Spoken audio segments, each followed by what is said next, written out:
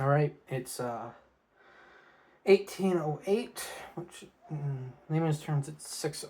It's hold on, give me a second.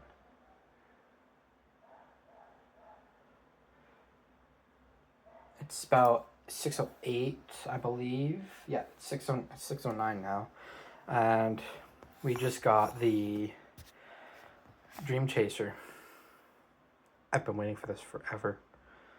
And we have our space diorama. We got our NASA SR-71, two SR-71s in there, and then two fictional stealth launch fighters. Alrighty, there it is. And here's the back of the box. Licensed product, Sierra Nevada Corporation. I did some digging on them, and they are owned by a Turkish couple. And they lost the contract of the Dream Chaser to, guess who? SpaceX Crew Dragon and Boeing's Starliner, which, as we know, Boeing is not the greatest company right now. It was back in the 60s, but not anymore. And SpaceX kind of speaks for itself with the owner of it. I was able to get it out without really damaging the box all too much. So, right off the bat, it's quite big. So, I will have a 0.7 lead mechanical pencil, number 2, as reference. So there it is. And it's quite thick. Yeah, it's quite chubby as well. I like it. Just because it'll clip the space shuttle. And right off the bat, I like it. It's nice, it's sturdy, it's big. It fits in the palm of your hand. It's got, oh, look at that. It stands up on its tail. Its tail, somewhat. But it's bottom heavy. So we got Sierra Nevada Corporation, United States, and the flag. Dream Chaser Sierra Nevada Corporation, both sides. The nose takes pretty good resemblance to the Space Shuttle. I don't have one with me. I'm getting one soon, so I'll be able to compare it. So it says Dream Chaser Sierra Nevada Corp. Yeah, there it is, Dream Chaser Sierra Nevada Corp. Skybuster model 143. And this one is 2017 Mattel. So this is a 2017 model. Yeah, it's got a nice metal bottom, and the rest is all plastic. So it's metal along this line, including the boosters. It's metal along that line, takes it all the way to here, and all the way around, meets back up at the tail. And the gear is the same non-functional gear as the yellow CL415. Yeah, it's disappointing, but because some models come with a model stand, which you've probably seen in my previous videos, one of my previous videos, where the Hot Wheels F-18 Hornet came. And yeah, I thought it was going to come with that, but it doesn't. The SpaceX ones come with the model stand. I like that this one doesn't, so then he could just sort of sit in there. And he's somewhat skinny, so he can fit in there quite well. That looks nice. There we go. There he is, with the SR-71s. I like this one a lot. Like, words can't do justice for this thing. I watched a, not a real documentary, just sort of like someone going under a deep dive of it. And it's incredible. And the Russians actually built one of these in like the 70s or 80s. And it never came to fruition because it was an experimental aircraft. So that's where they got most of their design ideas from. But it's a lifting body, like the Space Shuttle. So that means, and it's reusable spacecraft. So that means it can land on conventional runways like Kennedy Space Center in Florida or Vandenberg Air Force Base in California, and Edwards Air Force Base in California as well, which Edwards was the West Coast hub for the Space Shuttle. Then it would get loaded onto a jumbo jet. Hold on 1 second.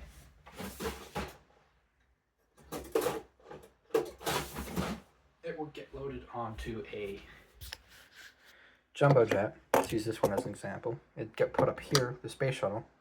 Then it would fly cross country back to Florida. They'd redo the process all over again. But except this one wouldn't be flown like that cross country. It would land in Florida again and again.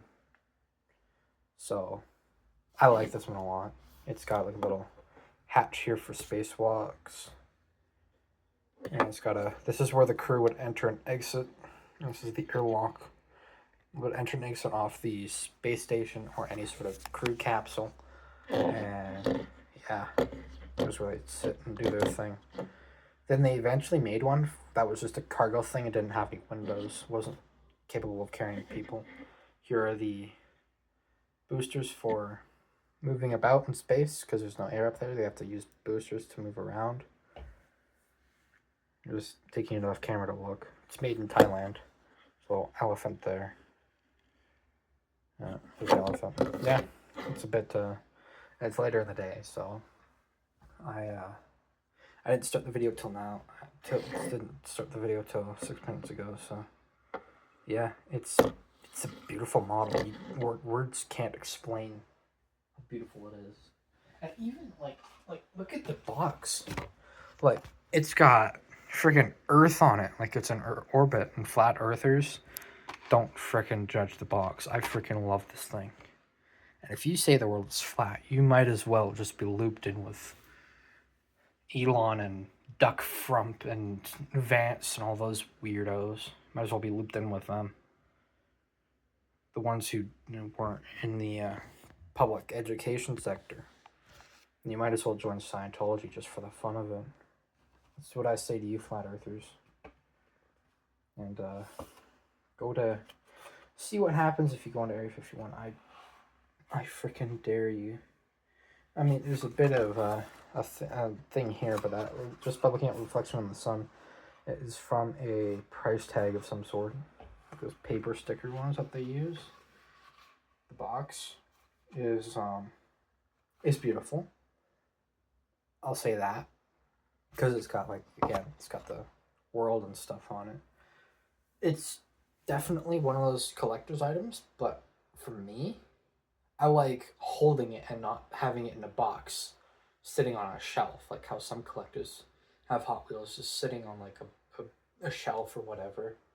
So I'm one of those collectors that brings them out and actually enjoys them instead of just like puts them on a shelf, forgets about them. It's like, oh, that thing's now $100.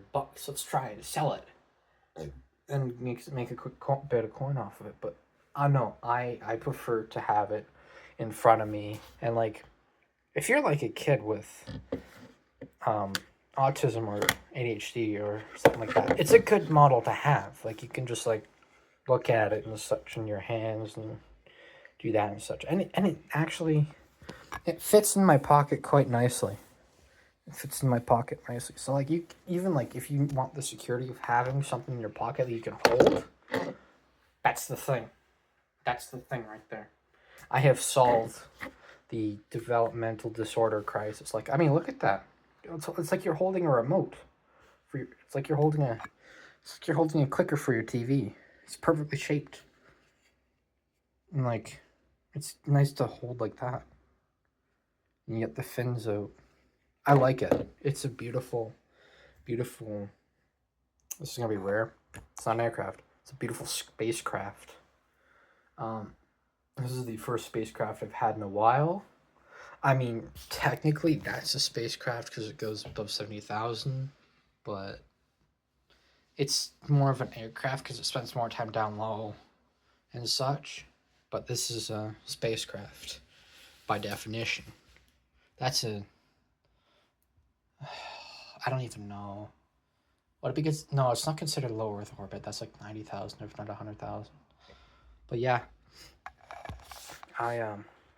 words don't do this thing justice. Like it's a beautiful, beautiful model. I think Matchbox has done a really good job, but one thing that would have made it better is to sell it with like a module or something that you could clip onto the back or something. I have a magnet back there and a magnet on the modules. Just sitting right there, a magnet on the other side of the plastic, so I could hook on and you could do space missions and such. Just a thought, but yeah, words don't do it justice for it. I wish this one had the contract over the Crew Dragon, because that one's just a modernized Apollo capsule. Same with the Starliner. All they are is just, they're not reusable like the Soyuz. I mean, technically, they kind of are. They just throw them up in the space, they come down, they reuse them. But it's not the OG reusable spacecraft, which is the shuttle and this thing. The Soyuz, they just mass produce the thing, and it's not reusable like the Apollo capsules. But the Space Shuttle and Dream Chaser here is reusable. I prefer this over a Crew Dragon or a Soyuz capsule or a Starliner, because I mean they had a lot of problems with the Starliner early on, but they sort of worked it out somewhat, I think. I don't know, but yeah, I prefer this over the Crew Dragon and such. And S&C, Sierra Nevada Corp. Well, this is Sierra Space.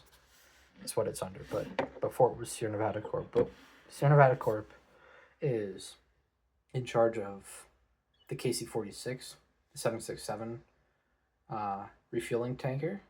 It's in charge of that program of converting them to mid-air refuelers. Currently, it's involved with the new Boeing the new Doomsday aircraft, the E4. They are currently making the new one, which is an ex-Korean Airlines 747-8, and that is currently undergoing conversion and production right now.